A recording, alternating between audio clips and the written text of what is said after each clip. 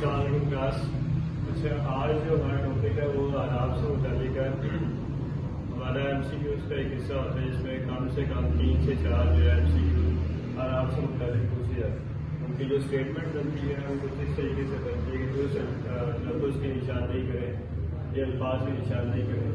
آپ کو اسے ڈسٹریکٹر دیے ہوئے ہوں گے جن کے اندر آپ نے جو صحیح آپشن ہوگی اس کو لگانا. جیسے ہمارے پاس ہے ملاوٹ ہے، اساتذہ ہے، کرسی ہے، اس طرح کے الفاظ ہوں گے جن کا آپ نے درست تلفظ ہے جو بولنے میں آ رہا ہے اسی کے مطابق آپ نے آراب ہے. اچھا پہلے تو ہم ایک تصور یہ دیکھ لیتے ہیں کہ آراب جیسے ہم اکثر بولتے ہیں کہ الف پر زبر ہے، الف پر زیر ہے، الف پر پیش ہے، تو اصل میں اس کو آراب لگانے کا یا بولنے کا صحیح انداز کیا ہوتا ہے.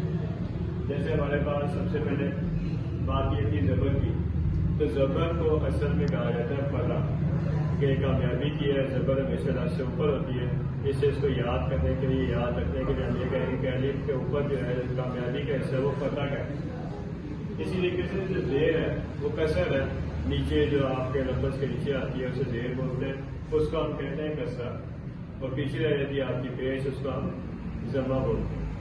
اب ان کا اس آراب کے اندر کیا کردار ہے وہ یہ ہے کہ جیسے ہم بولتے ہیں کہ الف پر جیسے یہ لفظ ملاوٹ لکھا ہوا ہے اس میں میم پر زیر ہے، تو ہم یہ بولیں گے میم پر زیر، الف پر زبر، اگلا لام پر زبر، الف ساکن. تو اس طرح بولنے کے بجائے ہم یہ بولیں گے کہ اگر زبر آ جاتی ہے یعنی کہ فتح آ جاتی ہے تو ہم اس کو جس لفظ پر آئے گی اس لفظ کو ہم مکتوب بولیں گے.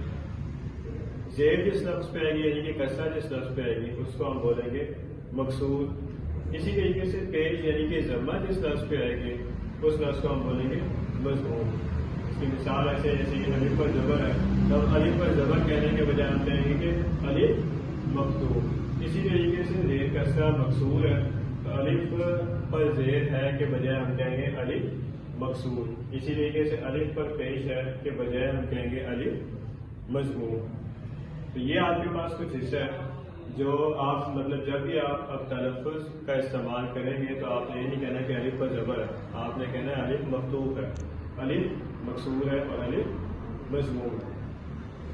تو اس کے متعلق آپ نے دیکھنا ہے کہ اس میں سے کوئی سوال ہو تو آپ بعد میں کمنٹ کر سکتے ہیں. آگے ہمارے پاس کچھ اسم کی اقسام ہے جو رہتی ہیں.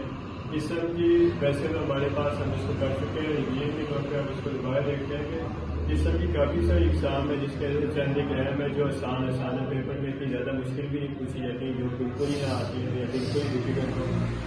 ہمارے پاس سب سے پہلی جو قسم ہے وہ اس میں اعلیٰ کی ہے، یہ اپنے نام سے منسوب ہے کہ اعلیٰ کسی بھی ہتھیار کو، کوئی بھی مشینری جو ہوتی ہے اس کو ہوتی ہے. ایسی اسم جس سے کسی ہتھیار یا اوزار کو ظاہر کیا جائے، مثال کے طور پہ جیسے چھری ہے، کانٹا ہے، چمچ، کوئی بھی ہوتی ہے. پھر دوسری ہمارے پاس ہے کہ اس میں مکبر ہے، کبیر سے ہے.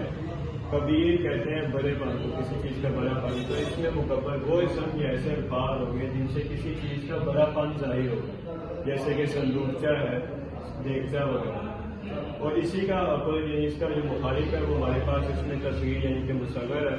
وہ ایسے الفاظ ہوتے ہیں جن سے کسی چیز کا چھوٹا پن ہونا ظاہر ہوتا ہے، جیسے کہ ہمارے پاس صندوقچی یا دیگچی وغیرہ ہے. تو یہ آپ کے پاس کچھ ہے، یہ 3 آپ کو میں نے اسم کی اقسام بتائی ہے. کچھ آپ کے جو تصور بھی ہے. تو جو آپ کا کام ہے وہ کام آپ کا یہ ہے کہ آپ نے کل گھر کے کام کے طور پہ آپ نے کوئی سے 10 الفاظ ایسے چننے ہیں جن میں یہ تینوں استعمال ہو رہے ہیں، زبر بھی، زیر بھی، پیش بھی، اور ان کے مطابق مکتوب، مقصور، مضموم کے مطابق ہے.